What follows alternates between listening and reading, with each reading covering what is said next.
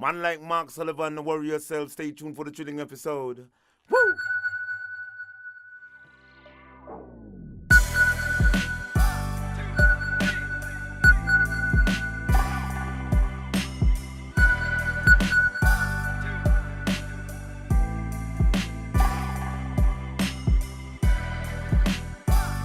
A positive mental attitude can clear away all obstacles which stand between you and your major purpose in life.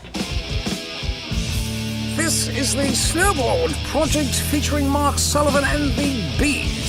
The Snowboard Project. The Snowboard Project. The Snowboard Project.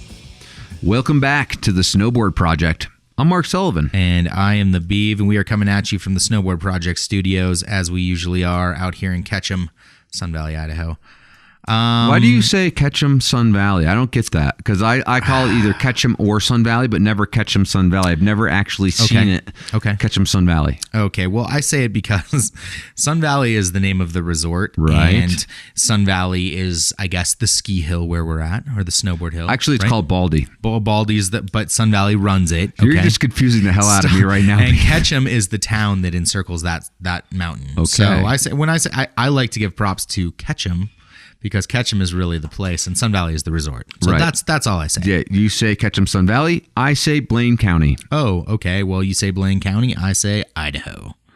Ooh. You say Idaho. I say America.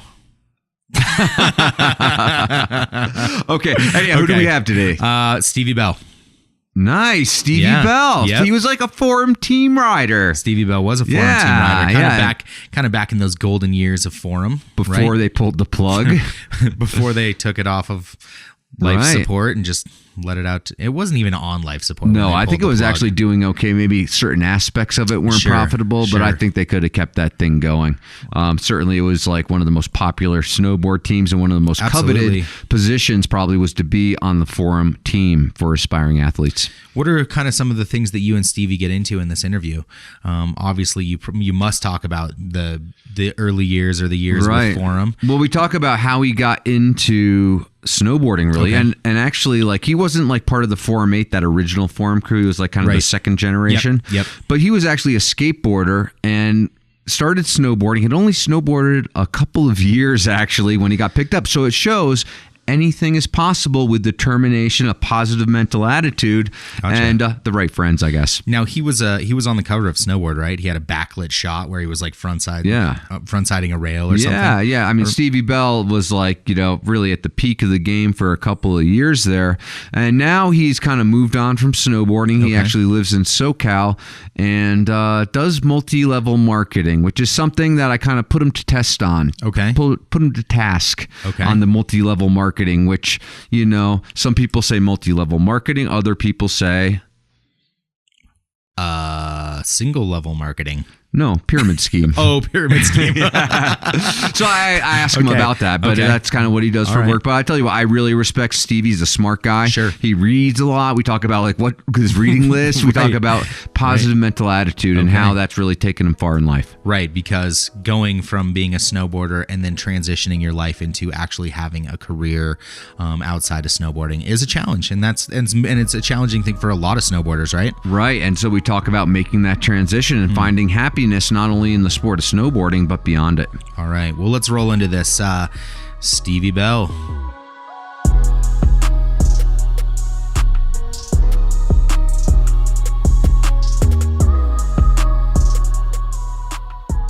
All right, today I am joined by Stevie Bell. Stevie Bell was a pro snowboarder for Forum. You probably remember that if you've been involved with snowboarding for a while, and now has moved on to other ventures. And we'll get to that here in a little bit.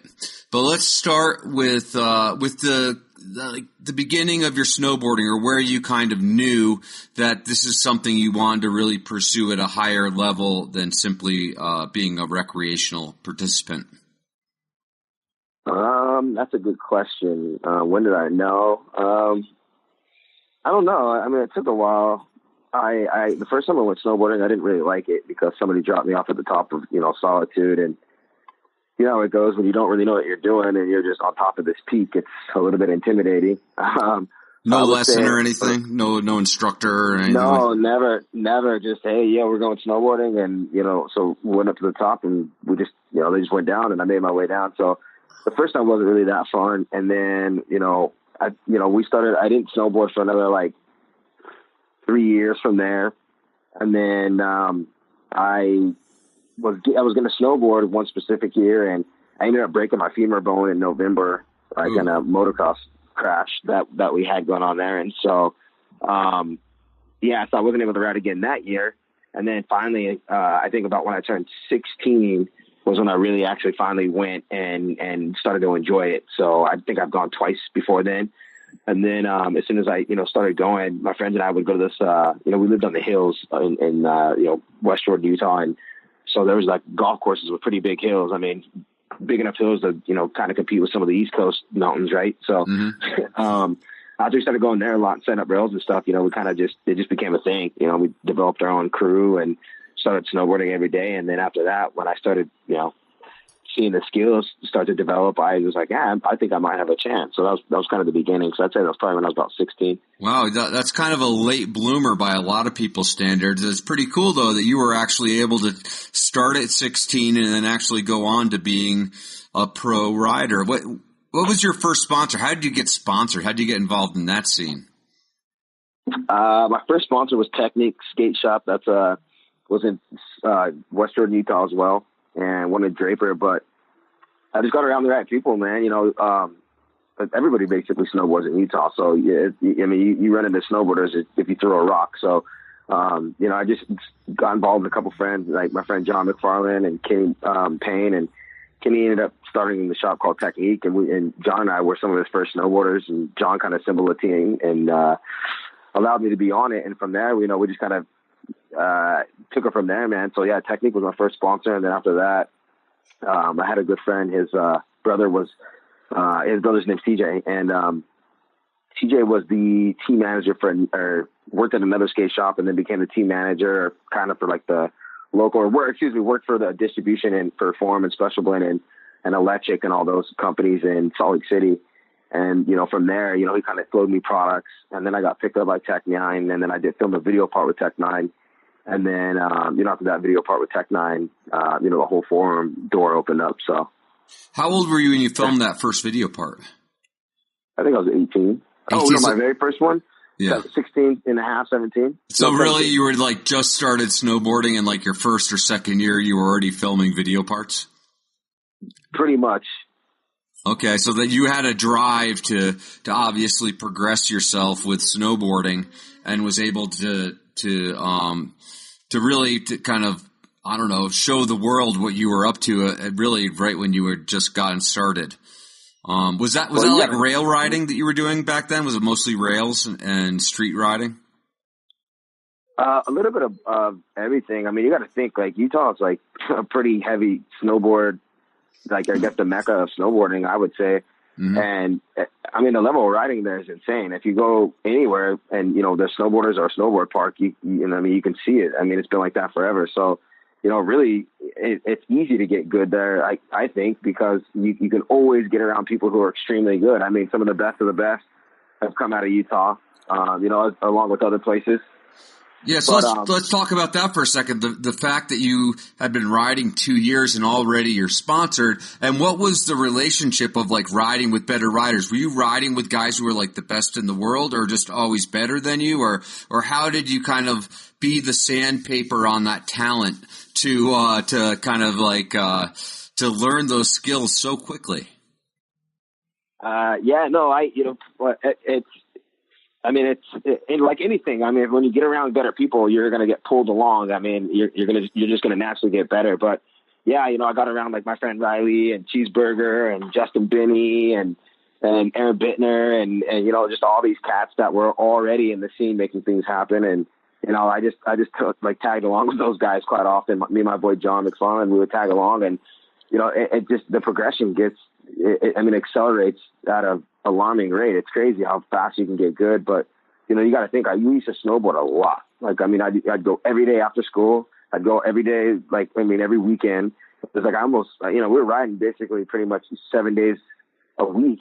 for 2 years, I mean, you're going to get good with consistency, you know? So, Right.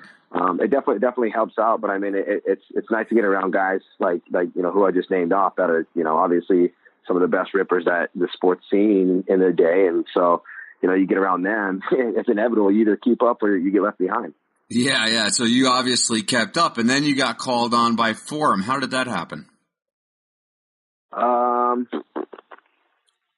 Really well, you know, going back to my friend TJ, who was working for Forum, and my friend, you know, we had, you know, Nick Cohn owned the distribution, and, you know, there's some really good guys in that office that I was friends with. You know, I basically kind of grew up with those, with TJ's little brother. So we were just like little rugrats hanging around. But, you know, when I started to kind of, you know, we were all good. I mean, even those guys, and then like my friend Taylor was good. Like my brother was good. Everybody was basically just good snowboarders. And, you know, they saw that there was, you know, a little talent in me and with a little drive.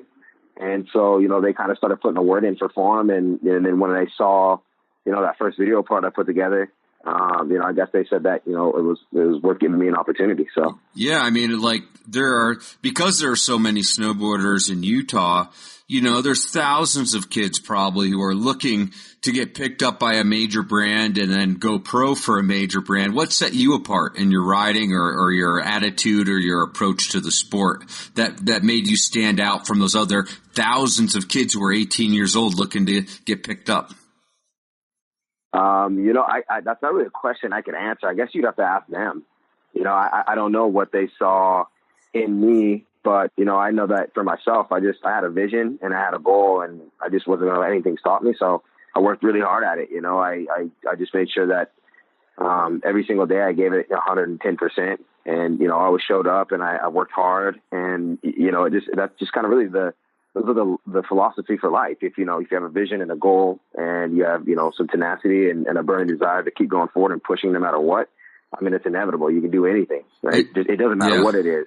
It doesn't sound at all like you were one of these stoner kids just kind of just hanging out on the sofa playing video games. It sounds like you were always driven. Yeah, I mean, I wasn't really a video game player. I mean, I enjoy video games sometimes, but for me, I was always on. And, you know, I skated a lot before this too. So, I mean, I was a sponsored amateur skater for 60 years before even any of that happened. So I kind of was able to transition like rail stuff, but I mean, jump, I had to learn, you know, how to go and fall on my face, my back, in my ass just to learn it. But, you know, rails came a little bit, I'm not going to say easy because nothing's really easy, but it was a little bit more simple for me to understand the concept of rails because I was already doing it on skateboards. Right. Now, so you get picked up by Forum. You get picked up by Forum. You're like a sponsored amateur on Forum. Did they tell you when they picked you up, hey, one day this will come to an end? One day you're going to have to plan something else beyond this?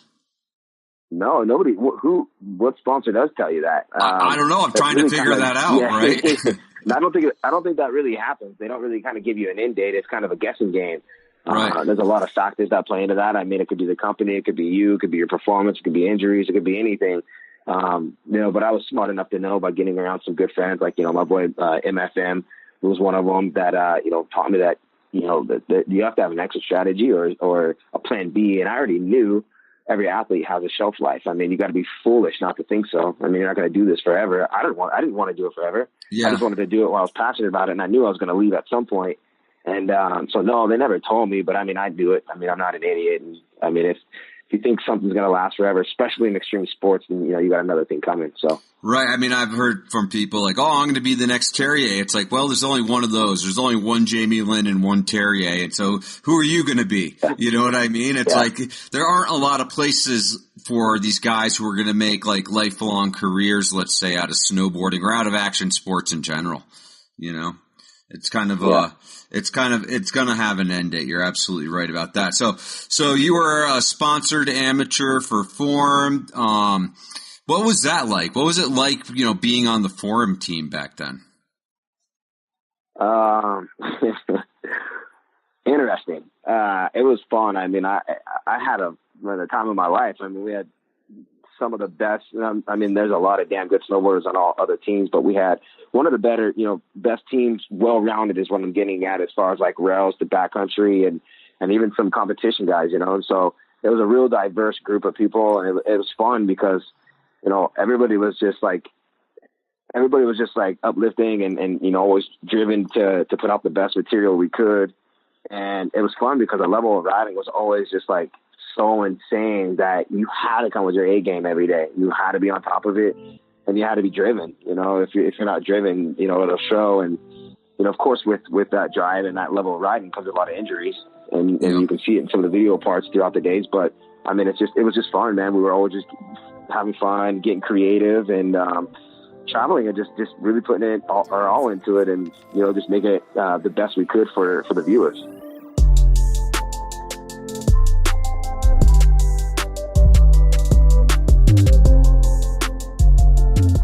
Happy holidays, guys. Just want to give a shout out to everybody that has supported us up to this point. We are 50 plus episodes into this project, and it has been a great experiment in snowboarding and snowboarding media, and it has been fun.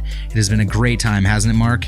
Yeah, I've had a lot of fun doing the interviews, doing our weekly Real Talk episodes. It has been also a learning experience. It's not only been fun, but it's also been a learning experience. It's been a huge learning experience for myself as well, just learning about snowboarding, learning just about the industry that I'm directly a part of in an unfiltered kind of way, I guess. Yeah, that's right. Yeah. So who are some of the people that have been helping us out thus far? Okay, so we have guys like Jeff Lavin, Kyle Clancy, Trevor Graves, Kyle Phillips, Jay Quinn's one of our supporters. We have all sorts of people supporting us right now at the Snowboard Project, and so they go to patreon.com/the Snowboard Project, donate $2, $5, $10 or more a month, and just help this independent voice in snowboarding media survive.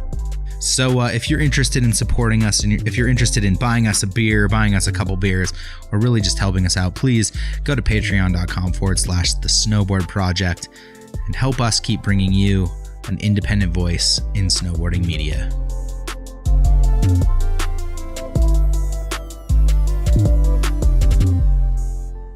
So was Nate Bozung on that team as a sponsored amateur, kind of at the same level as you back then? No, Nate was basically, when I came in, Nate was kind of, I mean, I used to ride with Bozung, but he was already kind of off form, and I think he was on DC at the time I came to form for a little bit there, and yeah, so I came in after after the Forum 8, basically there was only, let's see, I think JP, Devin, wow, was it only JP and Devin from the original Forum 8 when I got there? Something like that. I might be missing a name. But yeah, the original Forum 8 was basically kind of gone and done their own things. When Yoni Malmi, Yoni. But yeah, that was basically it. And then it was kind of fresh faces. Okay. So how did you kind of stand out amongst those kind of sponsored amateurs, going to be pros? How did you stand out in that crowd? On the Forum team? Yeah. Well, basically all of them were already pro. You know, Travis Kennedy, Jake Welch, Jake Blauvelt, let's see who else, Laurie, Ika, all those guys were already pro. Really only the amateur was like me, but I mean, they never really told me I was amateur, but they never really told me I was pro when I filmed that video part. It was just kind of like, hey, here's a contract, let's roll. And I was just like, cool, I don't need to know any of the details, let's just get after it. And I mean, like I don't really know. I mean, not details and contracts, but like details and like whether I'm amateur or pro. I don't really care. I'm just gonna go do my thing. But really, the only amateurs were like Nico. Even Lee Vito was on the team at that time for a little short stint. Lucas Magoon, and a couple other cats. But I don't know. I just think that I don't know. I just kind of feel like I fit in pretty well with like the gibbers that they had on the team at that time.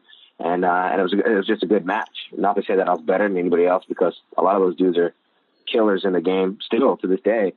So I just think it was that match for what Forum was kind of pushing at that time was more video parts, right? It wasn't really competition. Yeah. And I think that was that piece they were kind of looking for.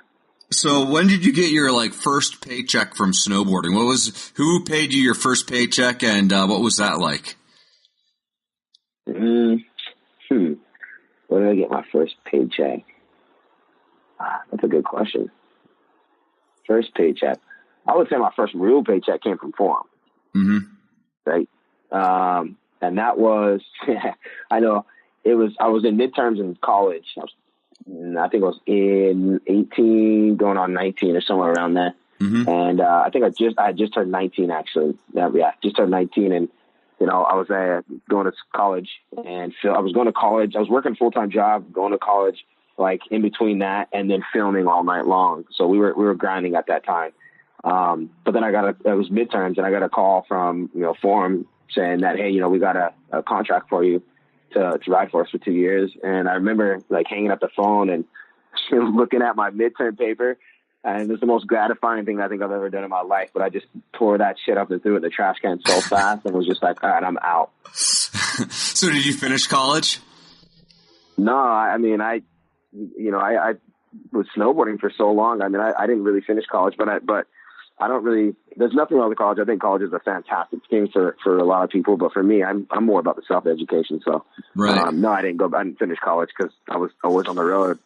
Yeah, I mean, a lot of people view college as like a finish line. I got the diploma, and I saw getting a diploma from college as a starting line. And so I think that you don't have to go to college to have that attitude in life, that you're going to keep learning. And I think that you've definitely, from what I understand, you carried that attitude and that desire for learning and expanding your horizons throughout everything you've done. Yeah, absolutely.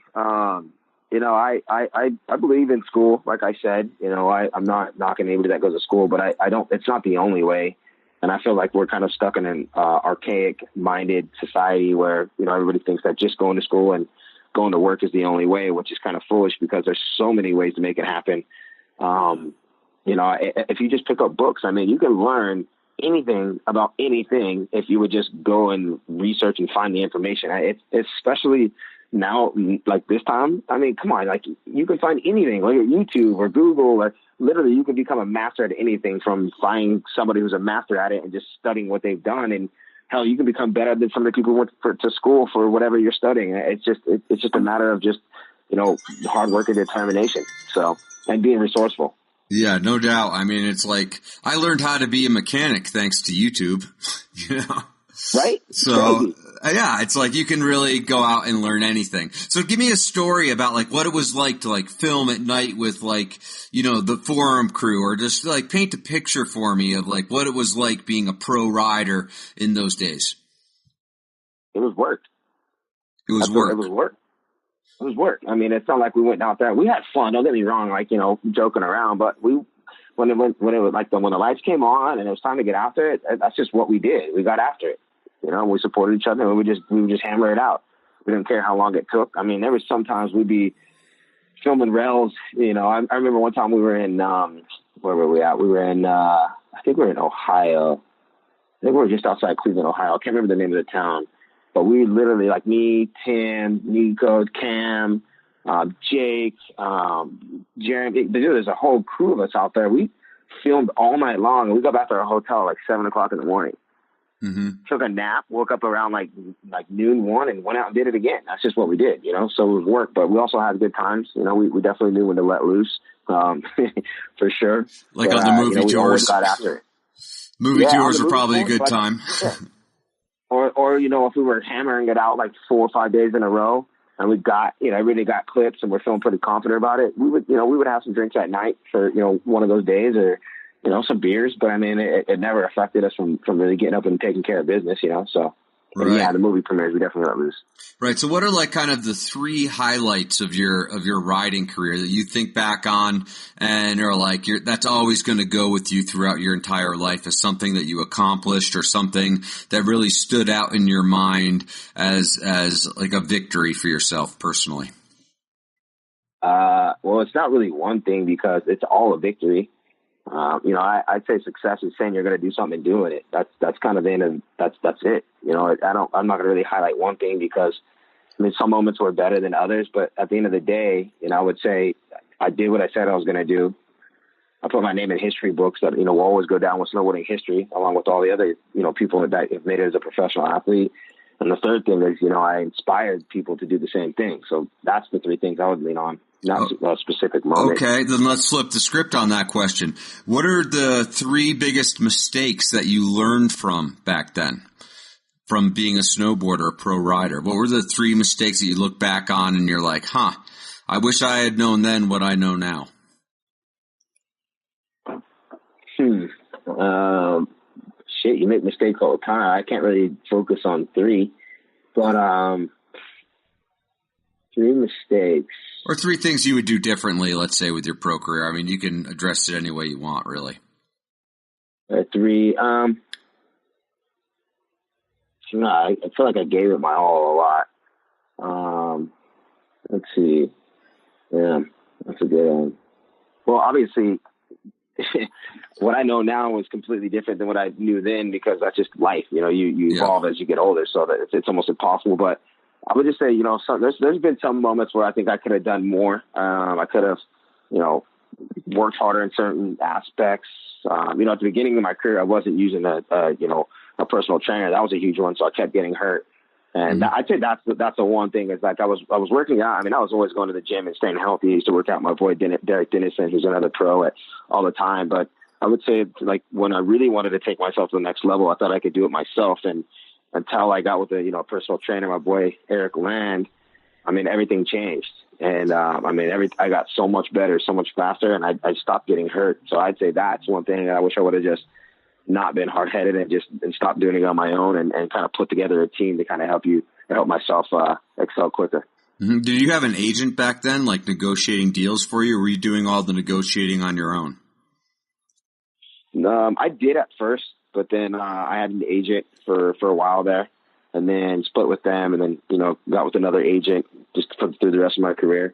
You can do it on your own. I think in some aspects, I wish I would have done more on my own, and in some aspects, I'm glad I didn't, because then again, it kind of takes away from the focus of what you really need to be doing. You know, you're only one person. You can't really take care of everything. And I'm business minded, but sometimes it's just like I only want to focus on the task at hand, and that's snowboarding and becoming better.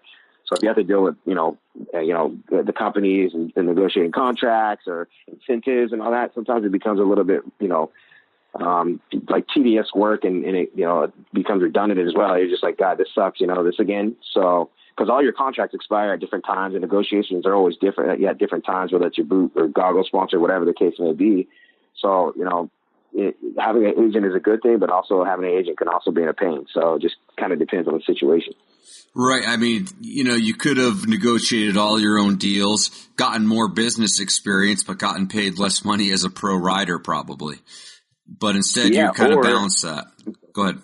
Yeah. But some people are good negotiators. I mean, or you could crush it, and, maybe you're negotiating your own deals, and you're out there shredding, and, you're making yourself more money because you're not paying 15% to an agent or 7.5% or whatever the case may be, so. Yeah. So when did you kind of see on the horizon the end of your pro career coming? Like, when did you kind of start to get the feeling that, okay, this isn't exactly what I'm going to do with the rest of my life? And really saw it coming. Well, when you wake up, and you're just you don't have that burning desire, you don't fly out of bed before your alarm, and, you're not excited, that's when you can see it. And for me, it started to happen right around the time Forum went out. I just kind of, the last video part after vacation, we went and filmed, and I just didn't feel it anymore. I just wasn't stoked. We weren't having the best year, and I kind of, you just kind of get burnt out. I could feel the energy leaving. And, when you wake up, especially in this game, you got to be on your P's and Q's all the time. When you wake up and you're not passionate about it, it's time to go. Because if not, you're going to end up getting hurt badly.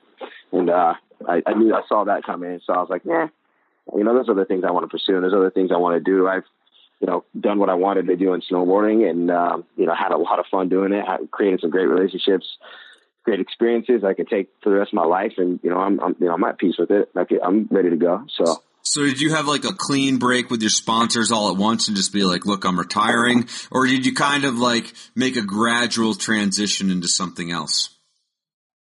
Well, Forum went out, and then that was kind of done. So, but we parted ways before that, right before, like a week before they went out of business. So there was no hard feelings there. They're all, all those guys are still my boys. And then, kind of just rode out the rest of the contracts, and then, rode for, a few more companies after that. And just did a different approach. Rode Big Bear, and just did some of their movies they do there, like their I can't remember what they're called. I'm drawing a blank right now. But anyways, and then after that, when my contracts ran out, I just kind of went on my own way.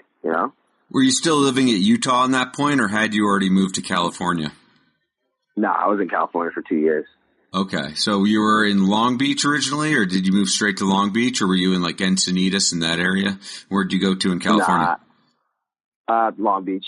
Yeah. Still in Long Beach. Yeah, what brought you to Long Beach? What was the reason to go to Long Beach? There's not a lot of other pro riders there. Well, I had a friend that lived down here, and I was like, oh man, I just need a room because I don't really like staying in mountain towns, so I wanted to be able to escape Big Bear when I wanted to. And so I only went up there for, I'd ride for a week, come down for a week, ride for a week, and Long Beach is dope, man. It's a rad area. So I was like, after snowboarding, I'm staying down here. And I'm glad I did because this place is home now. It's the shit. And plus, if I want to see a free skate demo, all I got to do is go to Cherry Park and I can see like Cody McIntyre, Boo Johnson, and like there's just all these dope pros skate all the time. It blows my mind. Yeah. So you're still skating a bunch? Not a ton, but I do. Cool. And so what did you do? So now you're in Long Beach. You're kind of retired from being a pro rider. What was your next move as far as like getting onto a career path? Did you have to bounce from a bunch of different jobs or careers, or did you kind of find what you wanted to do before you actually were doing it? No, I already had a game plan. Like I said, I'm pretty forward thinking. I think 5-10 years out. I don't really live 1 year at a time because that's how you get stuck, with your hands in your pants because you're like, snowboarding's gone. Now what do I do? So I was always kind of strategic, and I was always in the health and wellness industry for 12 years outside of snowboarding, and then I've had some business contacts. So I did a little consulting with a buddy of mine for a little while there, and then found the right opportunity to work with athletes on the performance side with organic performance solutions. Mm-hmm. And so, because it was a guy that I've known, my friend Mark, I've known for many years, and as soon as he saw that I was retired, we kind of got in contact, and I went down to the company and transitioned into that, and so that's what we've been doing. And like I said, I already knew what I wanted to do, and going to work for the industry or going to work for somebody else was never in my game plan, and that never will be.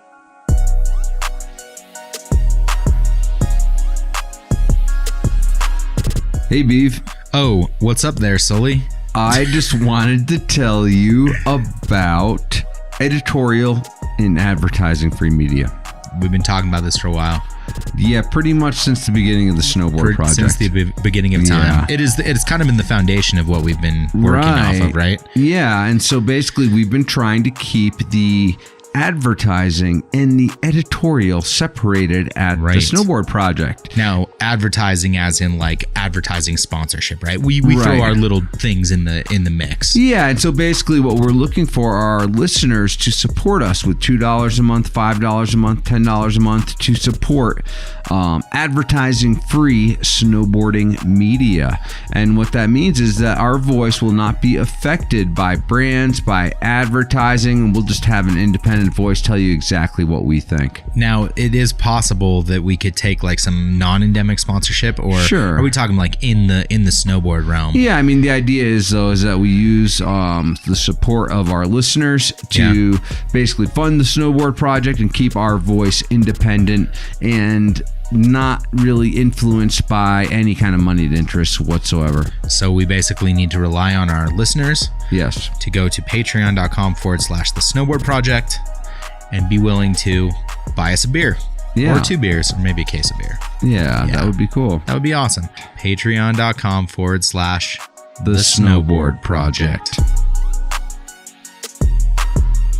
Let's rewind for a second, because from what I understand, you were kind of a young entrepreneur, if you will. You were already running businesses, starting businesses on your own while you were being a pro rider. Is that true? Yeah. It's pretty easy when you get around knuckleheads like Mark Flint Montoya. Because he's probably the smartest businessman that I've ever seen come out of snowboarding. And we lived together for a while there, man. That was a good time. But he was always forward thinking, and he always had businesses going on, and that's where I kind of caught on. Like, that's what I need to be doing. And we've done businesses together. I had a concert company with friends. Like, we had sworn members and other people come through. And then I had a car business where we'd sell, big passenger vans to, musicians coming through, and just little things here and there. So it was like, just learning about business. But more importantly, it's just, if you really just pick up a book and read a book about just anything, I mean, business or transitioning from your career. I mean, it could be anything. You can find out that, wow, man, there's a whole world of opportunities out there. It's just, most people are just too content with what they're doing. And then they don't really seek that knowledge or that education to kind of see how far they can take themselves in their lives. And so, I was always reading books on planes and diving into information or going to seminars or that kind of thing, because I knew what I wanted to do after was I had to have that kind of mindset. I couldn't be just a snowboarder because that's not going to take me very far after. Mm-hmm. So I knew that I had to educate myself to kind of, give myself that stepping stone out to business. And you can learn it all in books. Right. So was Marco like, he just seems like such a natural kind of, just naturally has that, street entrepreneurial spirit. Was he reading a lot of books and studying and following that same kind of course you were, or was he just kind of doing it just by instinct? He's a nerd, bro. He is. He's a nerd. He's a nerd. He's always in books and information, and this dude would be up from like 6 o'clock in the afternoon till 4:30 in the morning, like studying information and working on sites and just doing whatever he does, man. So I don't know where it came from because he's older than me, but he's, ever since I know him, he's been like that, and that's just kind of who Marco is, and he's still like that today, man. He's always focusing on business, and he's smart. I mean, he's smart, but he's made himself smart too. So he was always doing it.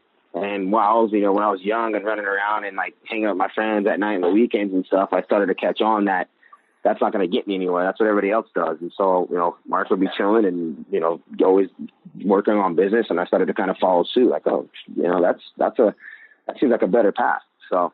Right. So let's talk about the business you do today. What do you do today? You've been doing it for a couple of years now. What is that business and how does that work? Yeah, so I work with a company called Isogenics, and we're an organic nutrition and performance company. And so, I would say that for me, my the biggest gap that I found in my professional career was a few things. And the first one was that, as athletes, you're pushing your body, you're always pushing your body, you're pushing your mind. And so I always felt like, even, working out during the summer, and that's where the real hard work is. It's not during the winter. The real hard work is during the summer. Like when it's, 95 degrees out and you're in a hot ass gym and you're training 2 times a day. And you're just getting everything ready for the season. And, I just realized it's like, a lot of these, products that were referred to and like, the Monsters, the Rockstars, not that there's, nothing against those brands, but the products themselves are just so bad for people. And here we are using our names to brand those. And that was one thing I didn't really agree with. I didn't like. I just didn't really know what I didn't know. Did you have an energy drink sponsor? Were you sponsored by one of those companies? Well, no, I didn't ride for Monster or Rockstar, but I rode for Little John's Crunk Energy drink for a little while there. But it's just in the industry. I mean, it's an action sport. It's everywhere. Like they're flooding the, So that was one thing I didn't like because that stuff is just bad. And then another thing is like all the performance products that people are using, like, and even myself being referred to it, it's full of a bunch of artificial colors and dyes and, filler products that who knows where the hell they come from, like China, so I hated that because I felt like I was always taking one step forward and one step back. And so I kind of had an aha moment, when my friend Mark introduced me to our company, Isogenics, because they had an organic line of performance products that are absolutely clean, sports certified. And so I started to see the light there. I was like, wow, that's a gap that I wish I knew about or was, had the opportunity to use in my career. I felt like I could go, that would have been, almost a game changer. And so I aligned with these guys because that's kind of my passion. I was align athletes with, good quality products that they can use to take themselves to the next level that are not going to kill them because, they're not full with all these, who knows what. And that's what I do. Okay. So, but my understanding is that Isogenics is like a multi-level marketing type company. Is that true? Yeah, so it's network marketing, and if you think about it, network marketing is responsible for more money than any industry combined. I think I was looking at a statistic the other day that network marketing is responsible for $178 billion worth of revenue created for people a year. That's more than the entertainment business with music, sports combined. And so, people have got it twisted. It's pyramid marketing is for one, that's life. Pyramid marketing is real estate. Pyramid marketing is your normal job. If you really look at it and stop, people would stop their ignorance. It's look at it, any company. I mean, I don't care what company you talk about out there. There's the owners, there's the investors, the CEO, and then it goes all the way down the chain. And then they got these employees that work their ass off. But I think you and I or everybody else can agree it's the CEOs and everybody at the top that's enjoying life. Would you agree? Well, a lot of the CEOs I know are working their asses off still. They don't get to enjoy the money they make. But they're making, but would you say that the CEOs are making a god awful a lot more? Oh yeah, their kids are going to college, right, for free, right? Exactly. The kids are going to college. They've got the summer boat house. They've got the yacht. Yeah, they work hard, but I know some smart CEOs and CFOs that they work hard, but they also have that time. And so, right. That's just kind of life. And pyramid marketing that's just normal day-to-day life. Network marketing it's awesome. It's franchising without the fees. It gives, everyday people an opportunity to create, something in their life. I mean, let's face it, there's nothing safe and secure about a job. Look at the economy. I think I heard something from Warren Buffett the other day. He said that if you don't own a business that's selling a product or a service online over the next 5 years, you will be obsolete. This is Warren Buffett. Yeah. And that's exactly what Isogenics is. Yeah, it's just an online nutrition company. And basically, it's not about the sell. I don't really sell products. All I do is I help people find a solution to the problem they're having, right? So athletes, what's the problem? I said that, a lot of them are putting bad, harmful products in their body. I just provide them a solution, right? Right. Just provide them with a solution. And I love it because. So do you ever find that you're so let me give you an example. Like when Mark Frank got involved with Monavie, he was really pushing it hard on people to become sales reps, to try it, to do all this stuff. And it ended up turning a lot of people off. How do you avoid turning people off from your friendship or overselling it or just trying to put it in their faces too much? Yeah. Well, first, let me just tell you, Mark Frank wasn't trying to get people to be sales reps. Mark Frank was trying to get people to understand that there's a better lifestyle and inspire them to become more than what they are. Because let's face it, there's a good reason why 2% of the world owns 98% of the world's money is because 98% of people don't really care. They're happy with a job. They're happy with somebody, saying, okay, hey, you're worth $14 an hour. That's okay to them because they're okay with that because it's a security blanket for them. They know that they're going to get paid their $14 an hour as long as they show up. What kind of drives me crazy is that people they're so afraid to base their pay off their own performance, which is foolish because if you think about it, the highest paying profession in the world is what? Sales. Right? Yeah. But people are afraid of sales. But if you think about it, people sell themselves every day. You sell yourself to get a job. You sell yourself to get an interview. You sell yourself to get a girlfriend. You sell yourself to your friends, your family. You sell yourself all day long, right? Sure. But when it comes to actually making money on it, they're like, oh my God, I don't want to do it. I'm like, well, you better get used to it because that's the world. That's life. Yeah. Right. But with our industry, it's not about sales. Amateurs sell. That's what amateurs do. And that's the problem with the industry is that a lot of people come in and they become amateurs and they leave before they actually turn pro because they don't want to put in the work and the effort to develop the skills that it takes to become a great professional network marketer like myself and Marco. And so with that, really what it is, it's like, here's the best way to put this. When you go to the doctor's office, you don't just walk into the doctor's office and he just says, hey, you know what, here, Stevie, take these pills. That would be absurd. He would go to jail. Mm-hmm. What does he do? He asks you a ton of questions to find out what the problem is in his life so he can provide you with a solution. Right. So when you're a professional at this network marketing thing that we love, that's what you learn to do, right? I don't sell products. I find out what's going on in somebody's life. Oh man, I love this because it gives you the opportunity to actually create your own business as well. And so, a lot of people I connect with, I find out what's going on. Oh man, my performance is low. I'm fatiguing, or my weight. I can't get rid of some of this fat, whatever. Okay, great. Well, what's bothering you about it? What's going on? And you find out. Oh, okay, cool, great. And once you find out the information of what's going on, then you can provide them with the answer, the solution. right? Mm-hmm. And then whether they do it or not, that's not my job. My job is just to educate them on what the solution is. Right. Right. And so when you do it the right way, you'll never lose a friend or you'll never lose a relationship because you never pushed them. All you did was educate them. Yep. It's all about that makes education. sense. Yeah. It's just education. It's education. So let me ask you this. How come there's never been like a network marketing brand in skateboarding or snowboarding or action sports? That's a good question. And, me, Marco, and Louis Vito and his dad, we all sat together for a while there and put together a game plan. But, there's and network marketing, it's more than what people really think. It takes a lot to get a company to really click and go the long term. There's a lot of factors that have to weigh in. And, with snowboarding, we could make it happen, but it's just a matter of putting in the time and energy. But it's an amazing industry, but there's a reason why, over the last, I don't know how long it's been around, 66,000 companies have come and gone. And there's really only 11 that stick around. And, I'm proud of one of those 11 companies, and Marco's one of those 11 companies. Mm-hmm. But a lot of these companies come and go because they don't actually get it right. And, one of the biggest things is, it's got to be a long-term thing. Like you got to be in position, like whatever your product or service is, has got to be in front of a trend, something that's growing bigger and faster every day. It's only getting better and it's always changing. So you can always evolve and make sure that you're introducing new products or services to the marketplace. The problem with snowboarding is that, it's kind of an industry that goes up and down and up and down, and it goes in these influxes and it goes up and down all the time. So it's really kind of hard. And, people aren't, it really comes down to consumables, another huge, huge part of it. People don't buy snowboards every year anymore. Yeah. Right. So companies have a hard time retaining enough income coming in to sustain the company to pay back to the people.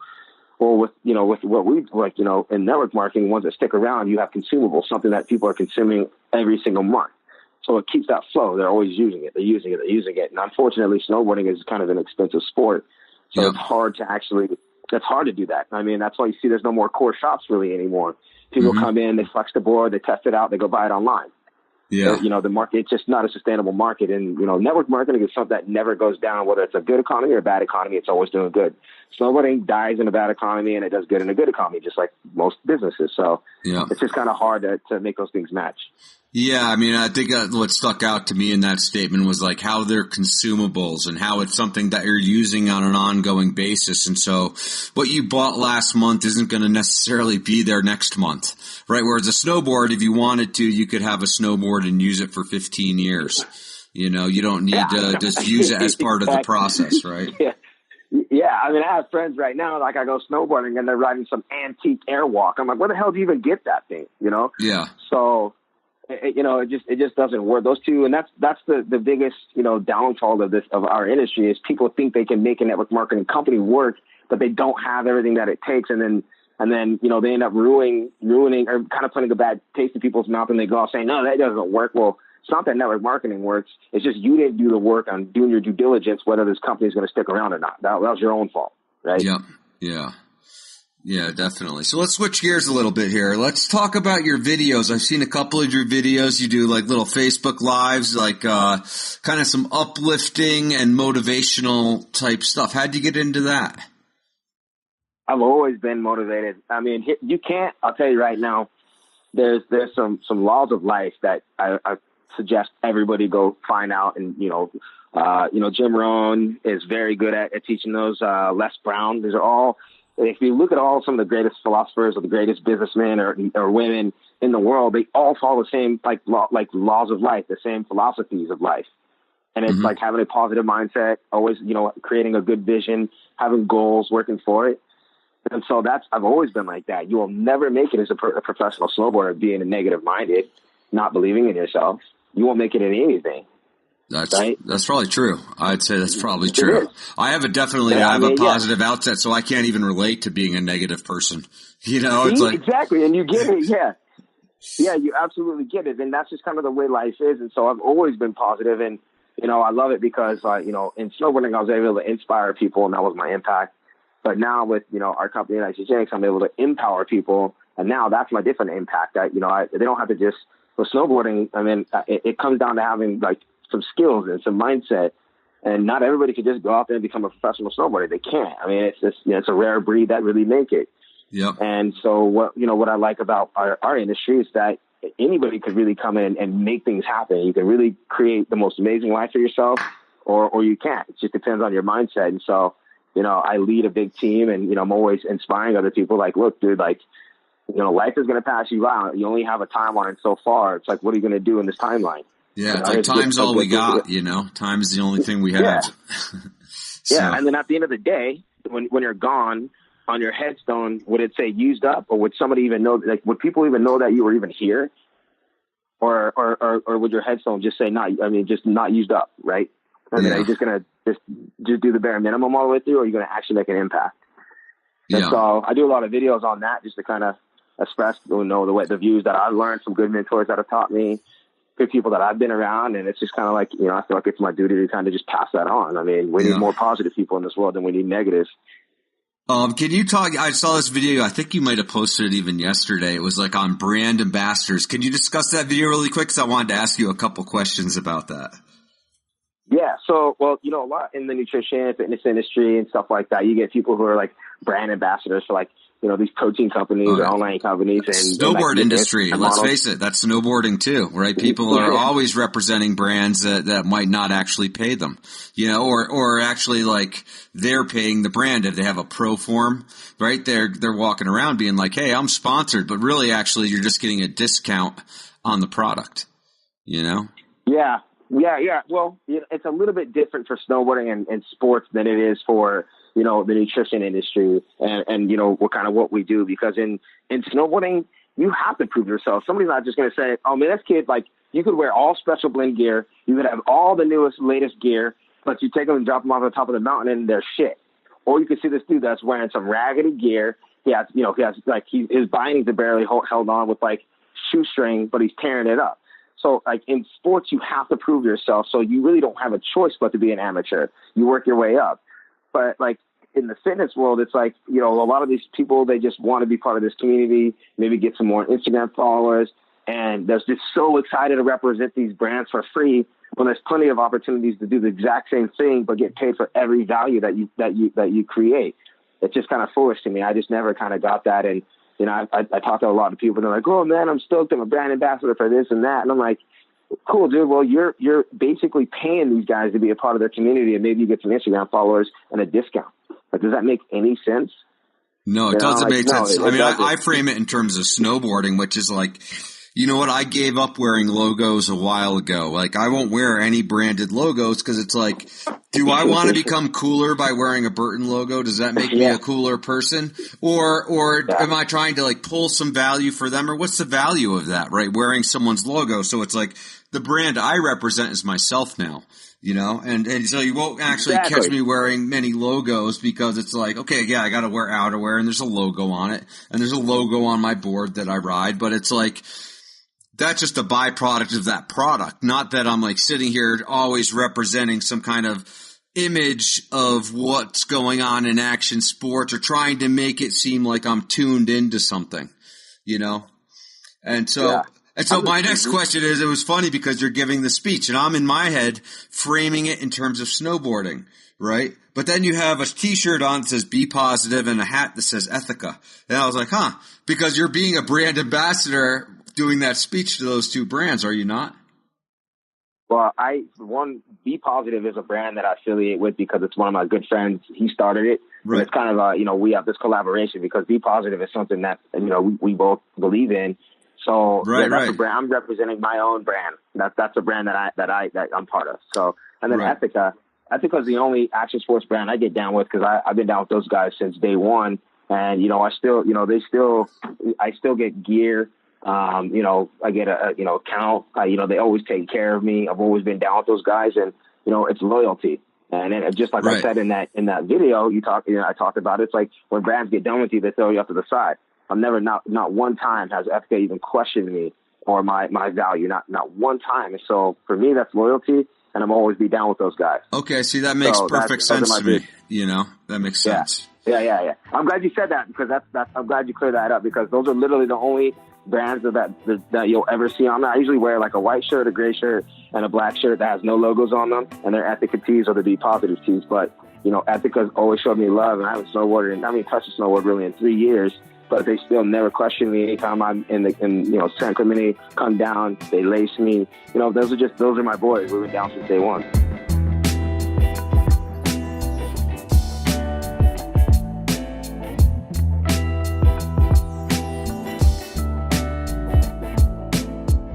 Hey folks, if you're tuning in to us still, please take a minute to go to Patreon. Wait.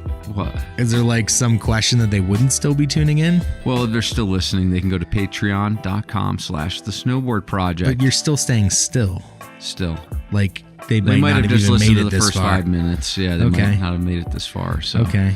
But I just want, if you're still listening, okay, if you're listening, go to patreon.com/the-snowboard-project, and we're going to count on you guys to support an independent voice in snowboarding media.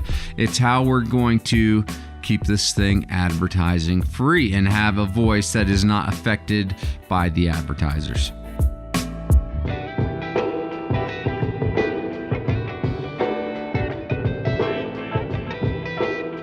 You just said you haven't touched the snow in 3 years. Do you have any desire to recreationally do it, or was it more of like this job career thing for you where because you were getting paid and because your success came so rapidly, it was something that you always kind of looked at as like something you had to do instead of something you just enjoyed doing for fun? Well, I mean, I guess it's just kind of like I just don't have that burning desire. I just don't love snowboarding like I used to, and I know myself very well, and like I'm really in tune with my thoughts and how I feel about things, and I know when I get burnt out, I get burnt out, and the only thing for me to do when I'm burnt out is not do it, because the passion will come back at some point. I'll always snowboard, but I just don't have passion for it right now. I've got my mind is I'm so passionate about what I'm doing in my business and my community that's just what my focus is. And then not only that, I don't really live by the mountains anymore.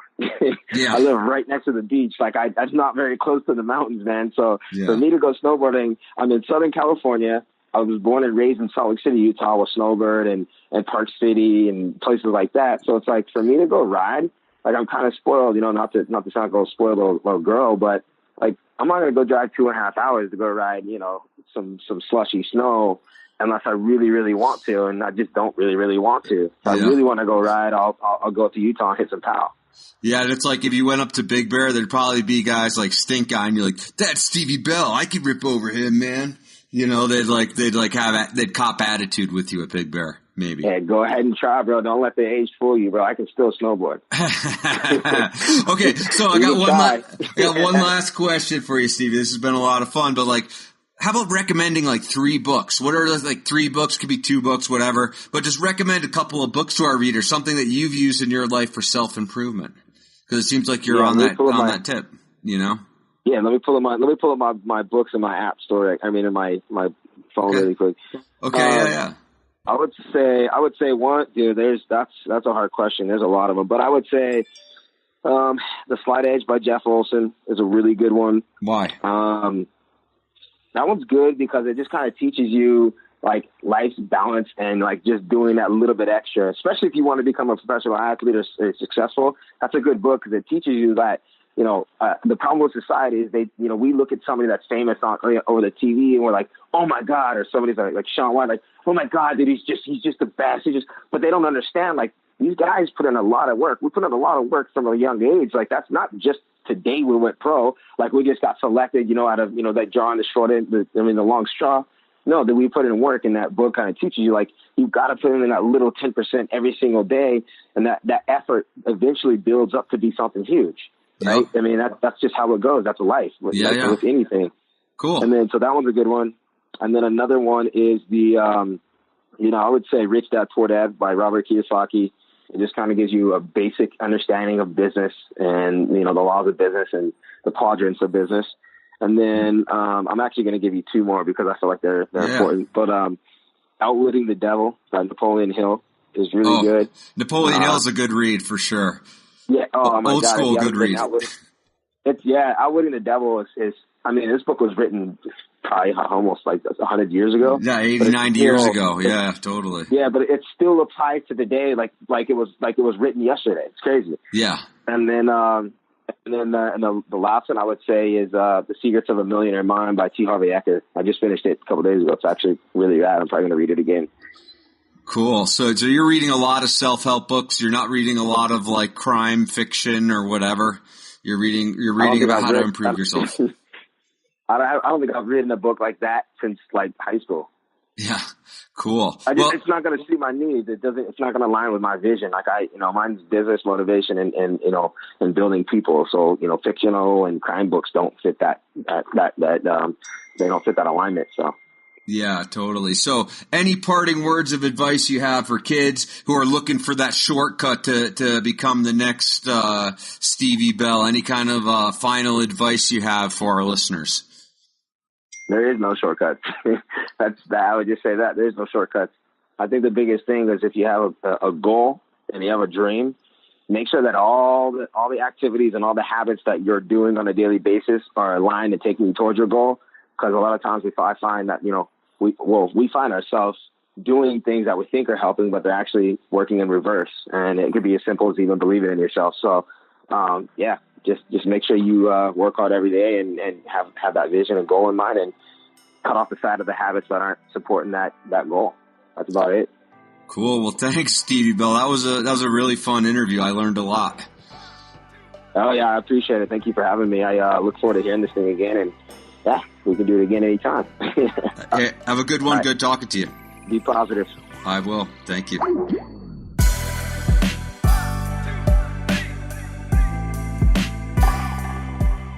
On behalf of Mark Sullivan and the Beeve, thanks for listening to the Snowboard Project. Remember, ride fast, take chances, dream big, and take action. And for God's sake, don't forget to support advertising-free snowboarding media at patreon.com. The Snowboard Project. The Snowboard Project. The Snowboard Project.